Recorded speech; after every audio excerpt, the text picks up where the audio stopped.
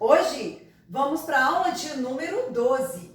Nessa aula de número 12, nós vamos falar de algumas características dos compostos orgânicos.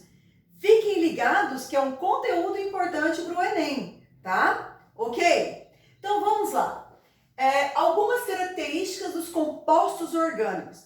Essas características vão estar mais relacionadas com as propriedades físico-químicas, ou seja, com a temperatura de fusão, temperatura de ebulição, densidade, solubilidade, mais relacionado com essas propriedades físicas e químicas, como oxidação, com quem que ele reage, qual a facilidade dele de reagir, ok? Bom, os compostos orgânicos têm características muito peculiares, ou seja, são características dos compostos orgânicos, tá? E essas características, elas podem ser identificadas por meio de sua estrutura molecular, por meio da análise da molécula, por meio da análise da composição química. Como o número de compostos orgânicos é muito grande, milhões de compostos orgânicos, eles foram classificados, eles foram agrupados de acordo com sua semelhança, de acordo com a semelhança de suas propriedades. A esse grupo de compostos foi chamado de função orgânica. Então, os compostos orgânicos são classificados ou são agrupados de acordo com sua função orgânica. Essa função orgânica, ela pode ser identificada por um átomo ou por um grupo de átomos. Na próxima unidade que a gente vai entrar, a gente vai começar a estudar as funções orgânicas e a gente vai estudar como identificar cada função orgânica, tá? Bom, cada função, como eu falei, ela pode ser identificada por um átomo ou por um grupo de átomos. Os compostos pertencentes a uma mesma função têm propriedades previsíveis. Por exemplo, os ácidos carboxílicos. Os ácidos carboxílicos reagem com aminas, vai produzir um sal de ácido carboxílico. Os sais são solúveis em água, são propriedades previsíveis, ou seja, todos os compostos pertencentes a esse grupo têm propriedades semelhantes. Se você pegar o grupo dos hidrocarbonetos, o grupo dos hidrocarbonetos tem previsível a tendência dele ter baixo ponto de fusão e ebulição, de não ser muito solúvel em água. Então, de acordo com sua função, tem aquelas propriedades previsíveis, tá? Bom, essas propriedades, de forma geral, elas podem ser identificadas, né, de acordo com a composição química da molécula e de acordo com a geometria da molécula, tá? A composição química seria quais são os elementos que estão presentes ali na estrutura, como esses elementos estão ligados. E a geometria é como estão dispostos esses elementos dentro da molécula. Bom, só para não ficar sem exemplo, nós vamos ter aqui, por exemplo, os álcoois. Os álcoois é uma função orgânica. Os álcoois apresentam o grupo OH ligado a carbono saturado. Você já sabe o que é carbono saturado. É carbono que só faz somente simples ligação. Você tem, por exemplo, aqui, ó, os ácidos carboxílicos. Os ácidos carboxílicos. Os ácidos carboxílicos apresentam o grupo COOH. Tá vendo que aqui é um grupo de átomos, né? As aminas apresentam o átomo de nitrogênio. O átomo de nitrogênio ligado no carbono. São só alguns exemplos aqui de funções orgânicas. Então, todos os compostos pertencentes ao grupo dos álcoois têm propriedades previsíveis e semelhantes. Todos os compostos pertencentes ao grupo carboxílico, como é que eu sei que é um grupo carboxílico? Como é que eu sei que é um composto pertence à função ácido carboxílico? Porque tem o grupo COOH. As aminas são compostos que têm o nitrogênio ligado no carbono. Também vai ter uma propriedade previsível, semelhante, tá? Então agora a gente vai falar de uma forma geral. Quando a gente for falar de cada função especificamente, a gente vai detalhando sobre aquela função, beleza? Bom, vamos agora falar de temperatura de fusão e ebulição dos compostos orgânicos. Mas antes da gente começar a falar propriamente de características desses compostos, vamos aqui lembrar quando é que uma substância passa do estado sólido para o estado líquido e quando é que ela passa do estado líquido para o estado gasoso. Então vamos recordar aqui comigo, juntinho comigo aqui, ó, tá? Vamos imaginar aqui que essas bolinhas são moléculas, tá? Cada bolinha é uma molécula. Então, no estado sólido, essas moléculas estão fortemente unidas. Elas estão presas umas às outras. Por isso que o sólido tem forma própria e volume definido. Então, isso aqui é um sólido. As moléculas estão fortemente unidas, ó, fortemente unidas. Bom, quando eu forneço energia para essas moléculas aqui, ó, quando você fornece energia, essa energia aqui, ó, vai ser absorvida pelas moléculas e elas começam a se movimentarem. Elas começam a se movimentar. Então, você imagina que você tem um cubo de gelo. Aí você fornece calor para esse cubo de gelo. As moléculas de água vão absorver esse calor e vão começar a se movimentar. O que vai acontecer com esse cubo de gelo quando você fornecer calor? Ele vai começar a passar para o estado líquido, tá? Então, o calor é convertido em energia cinética e as moléculas começam a se movimentar. Quando elas começam a se movimentar, elas vão se afastar uma das outras aqui, ó. Mas elas existe uma atração entre elas aqui, ó. Vamos dizer aqui que ainda existe uma atração entre essas moléculas aqui. Elas estão mais afastadas uma das outras, mas ainda existe uma atração entre elas, tá? Então aqui isso caracteriza o estado líquido. Aqui ainda elas estão o quê? Unidas ainda. Ainda existe, elas estão presas uma das outras. Por isso que o estado líquido não tem forma, mas tem volume definido. Bom, se eu continuar fornecendo calor, tá? Se eu fornecer aqui, ó, calor, se eu comecei a fornecer o quê? Energia aqui, ó. O que vai acontecer? Essas moléculas vão se movimentar mais ainda e elas vão separar uma das outras. Então, o que vai acontecer? Essa molécula aqui vai separar uma da outra aqui, ó. E elas vão estar se movimentando. Elas vão estar se movimentando. Então, no estado gasoso, as moléculas se separam. As moléculas se separam, tá? Então, revisando aqui, no estado sólido, as moléculas estão fortemente unidas uma na outra, tá? No estado sólido. No estado líquido, elas estão fracamente ligadas umas nas outras. No estado gasoso, elas estão separadas uma das outras. Então, quando uma molécula passa do estado líquido para o estado gasoso, são rompidas as ligações intermoleculares, tá? Então, aqui, ó, quando passa do estado líquido para o estado gasoso, são rompidas as ligações intermoleculares, tá? Ó, inter quer dizer entre moléculas, tá? Intermoleculares, entre molécula.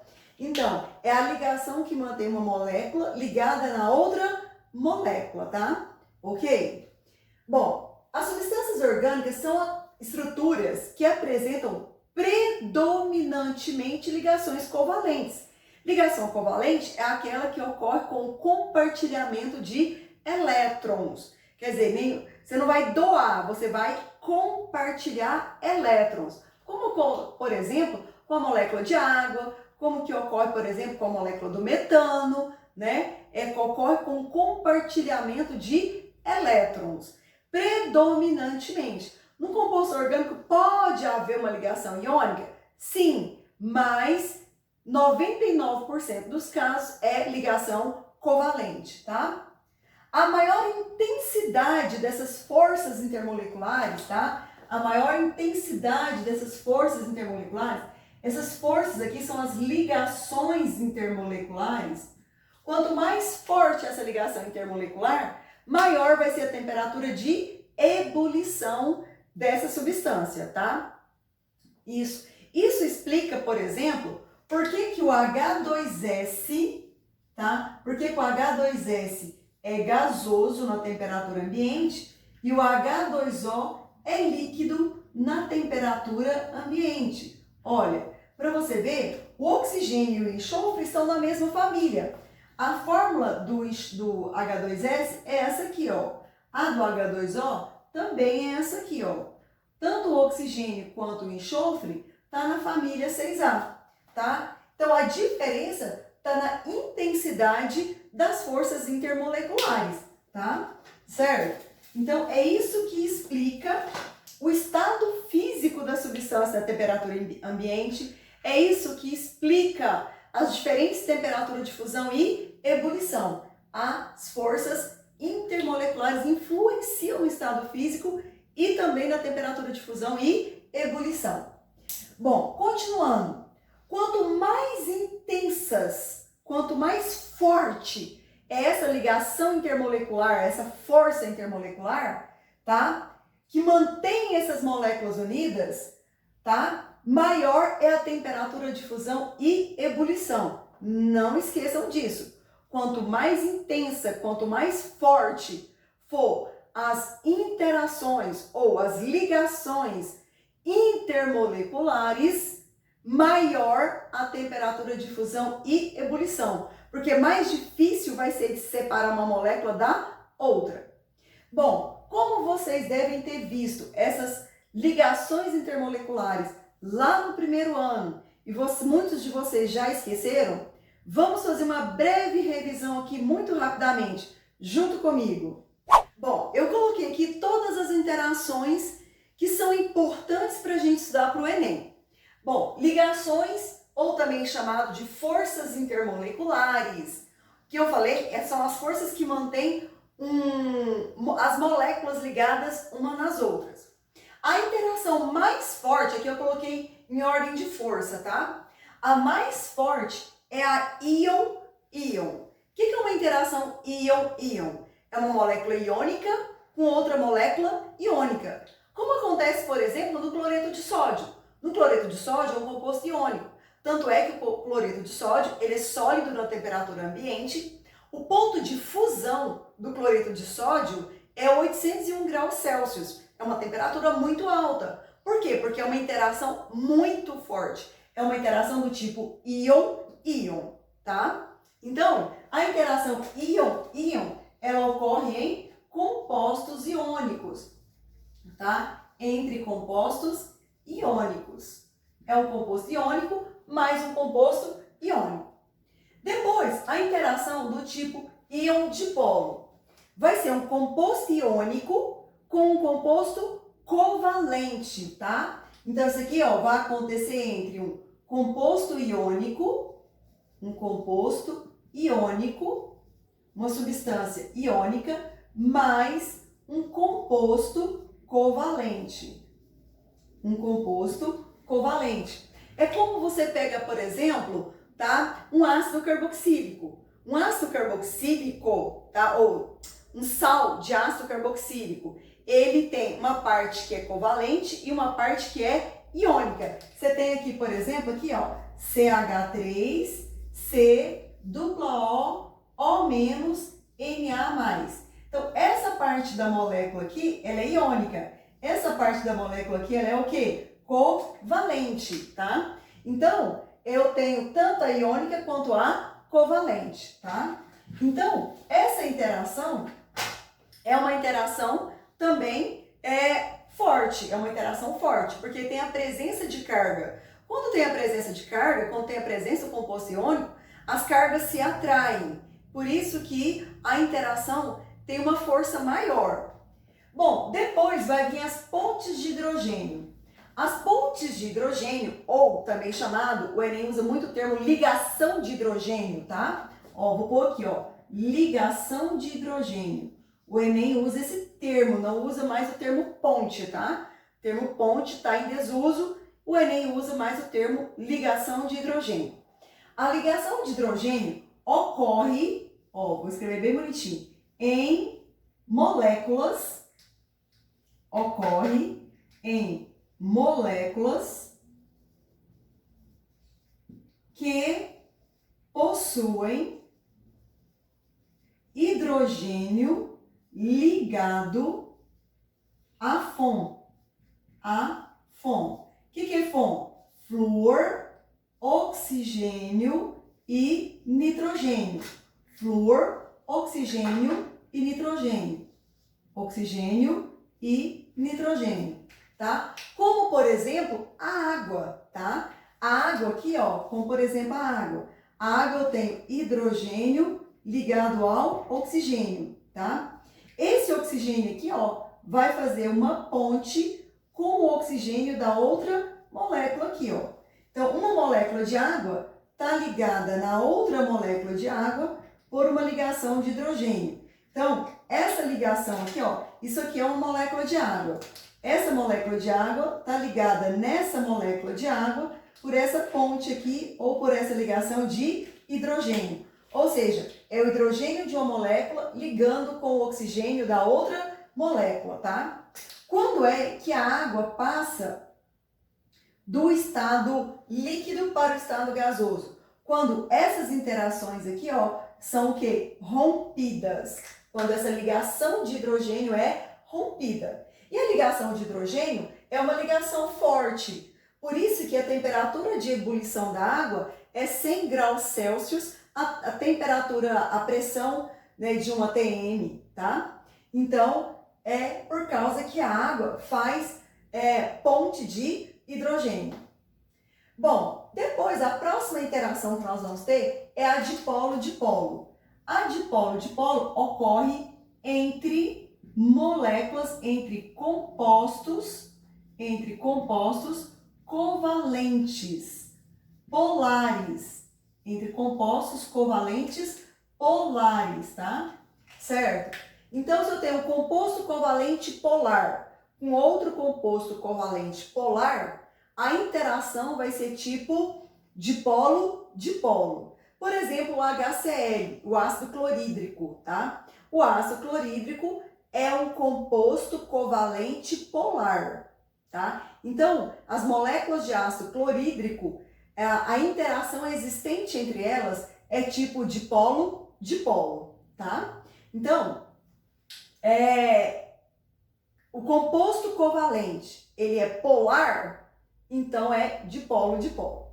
Depois nós temos um outro aqui, que é o dipolo induzido. O dipolo induzido é chamado dipolo induzido, dipolo instantâneo. Como o próprio nome fala, dipolo induzido. Dipolo quer dizer que são dois polos. Induzido é porque ele não tinha polo e foi induzido a formar um polo. Esse polo que formou-se de forma induzida, ele é instantâneo, ele é muito rápido. Por isso que ele é muito fraquinho. Então, dipolo induzido forma dois polos de forma induzida. Ele é instantâneo porque ele é rápido. Como ele foi induzido, como ele é muito rápido, então ele é muito fraquinho, tá? Esse dipolo induzido ocorre entre compostos covalentes, tá? Apolares. Como, por exemplo, o metano. O metano, que é o CH4, vamos colocar aqui exemplo. Exemplo, o metano. O metano aqui, ó, CH4. O que acontece? Ele é um composto covalente, porque o carbono faz 4 ligações covalentes, uma com cada hidrogênio. E devido à geometria da sua molécula, ele é um composto apolar. Como ele é um composto apolar, a interação entre as moléculas é muito fraca. Por isso que o metano, ele é gasoso na temperatura ambiente, tá? Então, só reforçando aí, ó, de acordo com a intensidade, de acordo com a força dessas ligações intermoleculares, a mais forte, íon-íon, íon dipolo, ponte de hidrogênio, dipolo induzido. A dipolo induzido também pode ser chamado de forças de London, tá? Também é chamado de forças de London. Às vezes vão pesquisar na internet, então é chamado de forças de London, tá? É uma interação mais fraquinha, certo? A maioria dos compostos desse tipo de interação aqui são gasosos na temperatura ambiente, tá? Certo? Ok? Então, feita essa revisão, aí durante os exercícios e as aulas seguintes, a gente vai reforçando isso aqui. Bom, voltando para nossas propriedades, nós vamos falar agora sobre a solubilidade. A solubilidade também tem a ver com o tipo de interação entre essas moléculas e tem a ver também com a estrutura da molécula, o tamanho da molécula. Tudo isso tem a ver, tá, com a maior ou a menor solubilidade. Então vamos lá, algumas informações sobre esse assunto. A solubilidade de uma substância em outra depende da estrutura, ó. Depende da estrutura dos aglomerados que a formam, tá? Se esse aglomerado é iônico, se esse aglomerado é covalente polar, se ele é covalente apolar, se o peso molecular é muito alto ou muito baixo. Tudo isso tem a ver com a solubilidade. Em geral, semelhanças de tamanho e de polaridade contribuem para a maior solubilidade. Aí tem uma regrinha que fala: semelhante dissolve semelhante. Então, solvente polar dissolve soluto polar. Solvente apolar dissolve solvente apolar. Vou dar dois exemplos do cotidiano de vocês. Água e óleo. Água e óleo não se misturam. Por que a água não dissolve o óleo? Porque a água é polar e o óleo é apolar. Então, água polar, óleo apolar. Não são semelhantes, né? Mas, se você pegar, por exemplo, graxa e gasolina, tá? Quando você sujar uma roupa de graxa, você não consegue limpar com água, tá? Mas com gasolina você consegue limpar. Por quê? Porque a gasolina é apolar e a graxa é apolar. Então, na solubilidade, vale a regra: semelhante dissolve semelhante. Polar com polar, apolar com apolar. O tamanho da molécula também influencia e as interações intermoleculares também influenciam na solubilidade. Veja esse exemplo aqui, ó. À medida que a cadeia carbônica aumenta, a solubilidade em água diminui. Vamos ver aqui o exemplo do álcool, tá? Do etanol. Etanol é um composto orgânico. Mas, se vocês observarem, o etanol, ele tem um grupo OH aqui, ó. Esse grupo OH aqui, tá? O que vai acontecer? Ele vai fazer ligação de hidrogênio com a água. Ele vai fazer ligação de hidrogênio com a água.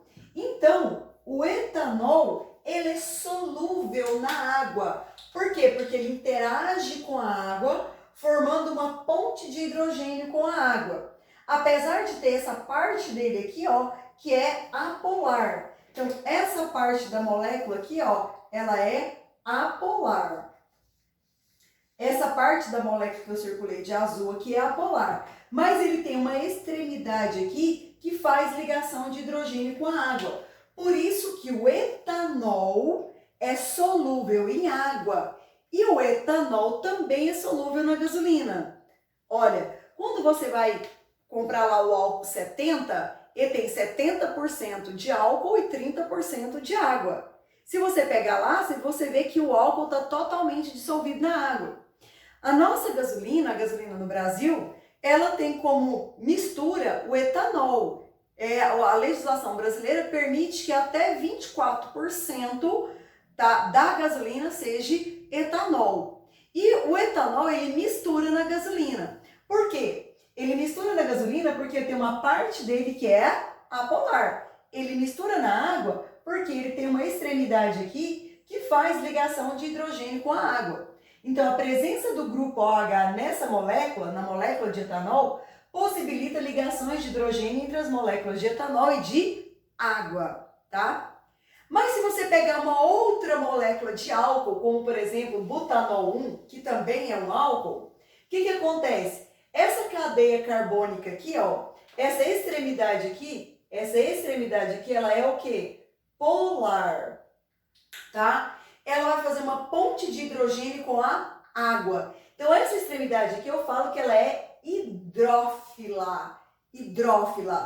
Filo, amigo, hidro, água. Então, essa extremidade da cadeia aqui é amiga da água. Já essa parte da cadeia aqui, ó, ela é apolar. Ela não tem afinidade com a água. A gente fala que ela é hidrófoba. Ou seja, tem fobia à água. Se você analisar aqui, essa cadeia carbônica aqui é maior que a do etanol. Então, se você analisar, o etanol e o butanol têm a mesma solubilidade em água? Não. O etanol ele é mais solúvel, porque a cadeia carbônica dele é menor. Já o butanol, ele é menos solúvel em água, porque essa cadeia carbônica aqui é o quê? Maior. Então, exemplificando essa questão aqui do tamanho, tá? Então, a polaridade vai influenciar, tá? A estrutura da molécula vai influenciar, mas o tamanho da molécula também vai influenciar. Então, os álcoois são solúveis em água, pois fazem ligação de hidrogênio com a água. Porém, à medida que a cadeia carbônica aumenta, tá? Essa solubilidade em água vai diminuindo, ok? Bom, continuando aí. Exemplo, todos vocês sabem que o açúcar é solúvel em água. Você pega lá uma colher de açúcar, põe no copo d'água, mexe, dissolve completamente, né? O açúcar, que é sacarose, a glicose também, que é um açúcar. Então, os açúcares, eles são solúveis em água. Eu peguei como exemplo a glicose. A glicose apresenta muitos grupos OH na sua molécula, tá? Na sua estrutura química. Esses grupos OH presentes na molécula de água vai fazer com que a glicose seja muito solúvel em água. Percebam aqui, ó, essa aqui é a estrutura da glicose que eu desenhei para você. Eu fiz a forma estrutural, aqui está a forma molecular, C6H12. Olha quantos grupos OH eu tenho, ó. 1, 2, 3, 4, 5. Na molécula de glicose eu tenho 5 grupos OH. Esses grupos OH aqui presentes na molécula de glicose vão fazer ligações de hidrogênio com a água. Portanto, a glicose, ela é solúvel, muito solúvel em água, tá?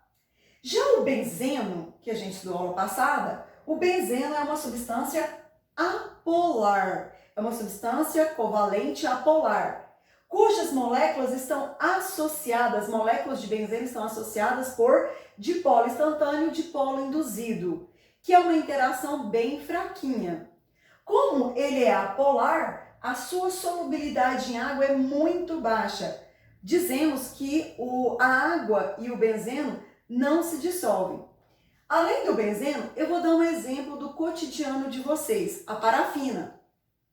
Se vocês pegarem a vela, essas velas comuns, né, e derreter a vela e misturar com água, você vai ver que ela não vai misturar na água. Por quê? Porque a parafina, que é a substância usada para fazer a vela, é uma substância covalente apolar. Substância covalente apolar não se mistura na água. Então, no quesito solubilidade, a gente vai analisar a estrutura da molécula, ver se ela faz interação com o solvente e vamos analisar também o tamanho da molécula, ok? Então, Para a gente reforçar melhor esses conteúdos, próxima aula eu vou passar uma lista de exercício, tá? Para vocês resolverem, ok? Então, a nossa aula 13 vai ser uma lista de exercício. Beijos, fiquem com Deus. Qualquer dúvida, estou à disposição de vocês. Esse conteúdo é muito importante para o Enem, ok?